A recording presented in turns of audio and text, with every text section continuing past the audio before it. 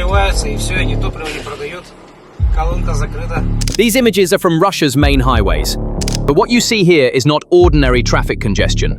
Ну, на всех Газпромах сейчас так. This is the moment when the economic circulation system of an empire, stretching from St. Petersburg to Moscow, came to a standstill.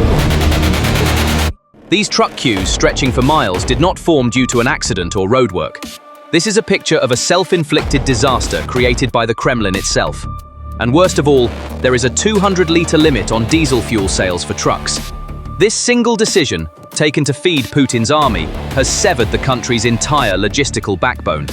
For a truck transporting goods across Russia's vast geography, this limit cannot even cover transportation from Moscow to St. Petersburg.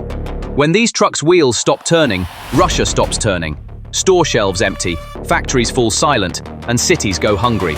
Now, you will witness the inevitable end awaiting Russia. The story of how an empire destroyed itself from within. These angry and helpless faces you see belong to truck drivers across Russia. They were the invisible heroes of the economy. From the freezing cold of Siberia to the bustling markets of Moscow, from the industrial heart of the Ural Mountains to the ports of the Black Sea, they transported everything. Now, they are stranded at gas stations, their incomes cut off, their futures stolen. This crisis did not begin with a Ukrainian missile or a Western sanction. It is not an external force that is suffocating Russia, but Russia itself. And the consequences of this suffocation will soon be felt in every Russian citizen's kitchen, on their empty plates and in their rising bills. So how did a superpower whose land holds some of the world's largest oil reserves come to be unable to find fuel for its own trucks? The spark that ignited this total collapse was a seemingly simple, even insignificant administrative decision. In the shadow of war, Russia's largest state-controlled oil company, Rosneft, announced that it was imposing a 200-litre limit on diesel fuel sales for trucks at all gas stations in the country. This may be a meaningless number to the average driver, but for a truck driver transporting goods across Russia's vast geography, spanning 11 time zones, it was tantamount to a death sentence. Simple math is enough to understand what this 200-litre catastrophe meant. A modern long-haul truck such as a Kamaz 5490 can travel approximately 3,000 kilometers on a full tank. These tanks typically hold between 800 and 1,000 liters of fuel. A 200-litre limit means that this truck can only travel 500 to 600 kilometers. This means it cannot even travel the 700-kilometer route from Moscow to St. Petersburg in a single trip. This means that a driver transporting goods from Novosibirsk to Yekaterinburg, who would normally fill up his tank once, now has to stop and fill it up 4 or 5 times, waiting in line for hours, even days each time. This was the death of logistics. So why did the Kremlin make this irrational decision? One that would halt its own economic circulation system and condemn its own people to starvation. The answer lies in the ruthless and cannibalistic logic of war. This was not a shortage, it was a deliberate transfer of resources. Ukraine's systematic and devastating drone attacks on Russian oil refineries in recent months had crippled Russia's diesel and gasoline production capacity. As a result of these operations, approximately 40% of Russia's total refining capacity was either completely shut down or damaged beyond repair, requiring lengthy repairs. This massive drop in production forced the Kremlin to make a terrible choice. Would they use the remaining limited diesel fuel to power tanks and armored vehicles at the front, or to run trucks within the country? Putin chose the war. Fuel for the civilian economy was literally stolen by the military. Every drop of diesel was directed to the insatiable engines of priority military convoys, frontline T-90 tanks, BMP armored vehicles, and trucks carrying Grad rocket systems. Dmitry, a truck driver transporting the people's bread, was forced to helplessly watch military fuel tankers whizzing past him while waiting at the station with an empty tank. The state had chosen its own army over its own people. The immediate result of this decision was complete chaos. Tens of thousands of truck drivers, faced with a 200-litre limit, panicked and rushed to other stations that did not enforce the limit, especially Gazprom. However, the infrastructure of these stations was not designed to handle such a massive demand. The depots were emptied within hours. The roads leading to the stations were completely blocked by kilometer-long lines of trucks. Within a few hours, Russia's main transportation arteries, such as the M4, M5 and M7, turned into massive truck parking lots. The system instantly collapsed under its own weight. Fights broke out among drivers. Local residents protested the road closures, and the police were powerless to control the situation. But the factors fueling this chaos were not limited to these. The transport sector, already struggling with fuel problems internally, was dealt another blow from outside.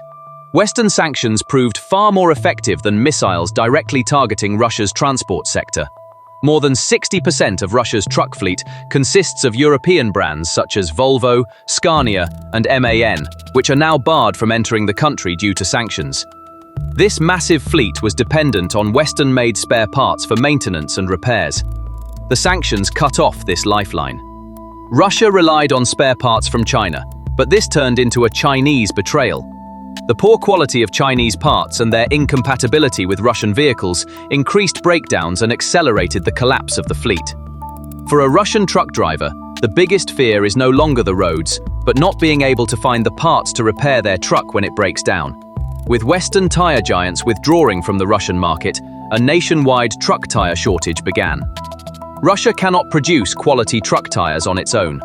This situation has brought not only logistics, but also sectors such as agriculture and construction to a standstill. Aerial photographs of truck queues stretching for miles were tangible evidence of this helplessness. Hundreds of trucks abandoned in parks, stripped of their tires and propped up on blocks, showed that the Russian economy had turned into a truck graveyard. No parts, no movement. This immobility is not just an economic problem. It is also a social disaster that brings the war into every Russian citizen's home, meaning empty supermarket shelves and growing social anger. When a truck's wheels stop, the wheels of an empire stop. Across Russia's vast geography, trucks are not just a means of transport, they are civilization itself. This crisis is a perfect example of how a single decision by the Kremlin has plunged the entire country into a downward spiral. Now, let's examine the layers of this disaster and how it has hit society as a whole, one after another. The first and most obvious consequence was a total logistical paralysis. Russia is not a country with advanced e-commerce networks or widespread rail connections reaching every corner. This is a continent still operating with 20th century logistical dynamics. Over 70% of consumer goods, food, medicine, and industrial raw materials are transported by the trucks you see here. While railways are generally used for large volume cargo such as crude oil, coal, and military equipment, the lifeblood that flows through the country's capillaries has always been the diesel in the truck's tanks.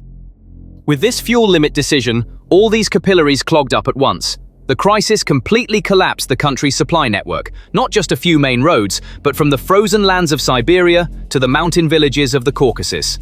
So, how will this logistical paralysis affect the life of an ordinary Russian citizen? The answer will soon be seen on supermarket shelves in Moscow and St. Petersburg. Every extra day a truck spends waiting at a gas station means an empty supermarket shelf 24 to 48 hours later. Fresh vegetables and fruits leaving Rostov will rot in truck beds on the roads.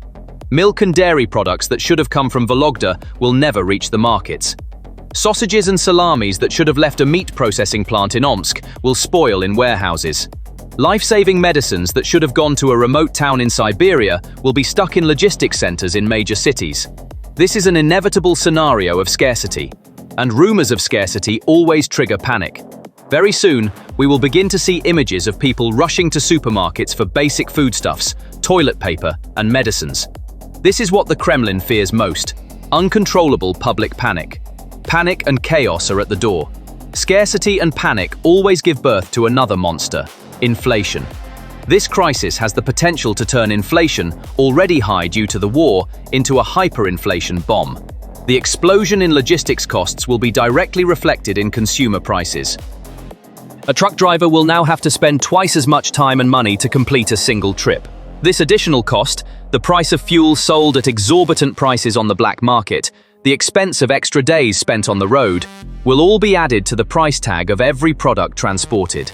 The spoilage of fresh food on the roads will further reduce supply and drive prices even higher. Analysts predict that this logistics crisis could cause a 30 to 50% increase in the prices of basic food and essential goods within just a few weeks. This is an economic tsunami that will directly hit the wallet of every Russian citizen, erode their savings, and make them even poorer. But it's not just supermarket shelves that will be emptied. Very soon, factory production lines will also come to a halt. This fuel crisis will deal the final blow to the already struggling civilian industry. Factories waiting for raw materials will be unable to produce. A steel factory in the Urals will not be able to obtain the iron ore that should come from Siberia. A textile factory near Moscow will not be able to find the cotton it expects from the south. Factories that have completed production will not be able to send their products to ports or distributors in the domestic market. This means the effective shutdown of the civilian industry, which, as we detailed in our previous analyses, is already struggling with shortened working weeks. Russia's civilian economy is on the verge of a total lockdown, a shutdown. This picture of total collapse puts the Kremlin in a strategic impasse that is more difficult and intractable than it has ever faced in its history. Putin is now forced to wage a two-front war, one in the trenches of Ukraine, the other on the highways of his own country. And these two fronts are locked in a mutually destructive equation. The Kremlin has consciously decided to sacrifice the welfare of its people and economic stability for its military objectives at the front. However, it failed to calculate how this decision would trap it. This trap consists of a simple and cruel dilemma: the army or the people. If Putin continues to give all remaining fuel to the army, the tanks on the front may be able to advance for a while longer. But this means the complete collapse of the home front. Trucks will stop, shelves will empty, prices will skyrocket, factories will shut down, and millions of people will be plunged into poverty. The Russian Federation, with its vast geography and diverse ethnic groups, has always been a challenge for central control. The severing of logistical and economic ties could lead to the country's remote regions effectively breaking away from Moscow. This would force regional leaders to become self-sufficient and weaken the Kremlin's central authority. History has repeatedly shown that hungry and desperate crowds can overthrow even the most powerful dictators. Kremlin propaganda cannot fill an empty stomach. So what is the other option? What if Putin takes a step back to appease public anger and redirects fuel to the civilian economy, i.e., trucks? In that case, the front will collapse. The entire logistic structure of the Russian army relies on convoys of military trucks that constantly transport fuel, ammunition, and soldiers to the front. These trucks use the same roads and often the same fuel sources as civilian trucks. When civilian logistics come to a complete halt, military convoys inevitably slow down and stop. An army without fuel loses its mobility. Tanks become piles of metal, and cannons become silent statues. The army in Ukraine is trapped, its supply lines cut off, and its mobility reduced to zero. This is an unmanageable and irreversible crisis. This trap consists of a simple and cruel dilemma: the army or the people. If Putin continues to give all remaining fuel to the army, the tanks on the front may be able to advance for a while longer. But this means the complete collapse of the home front. Trucks will stop, shelves will empty, prices will skyrocket, factories will shut down, and millions of people will be plunged into poverty. The Russian Federation, with its vast geography and diverse ethnic groups, has always been a challenge for central control. The severing of logistical and economic ties could lead to the country's remote regions effectively breaking away from Moscow. This would force regional leaders to become self-sufficient and weaken the Kremlin's central authority. History has repeatedly shown that hungry and desperate crowds can overthrow even the most powerful dictators. Kremlin propaganda cannot fill an empty stomach. So what is the other option? What if Putin takes a step back to appease public anger and redirects fuel to the civilian economy, i.e., trucks? In that case, the front will collapse. The entire logistic structure of the Russian army relies on convoys of military trucks that constantly transport fuel, ammunition, and soldiers to the front. These trucks use the same roads and often the same fuel sources as civilian trucks. When civilian logistics come to a complete halt, military convoys inevitably slow down and stop. An army without fuel loses its mobility. Tanks become piles of metal, and cannons become silent statues. The army in Ukraine is trapped, its supply lines cut off, and its mobility reduced to zero. This is an unmanageable and irreversible crisis.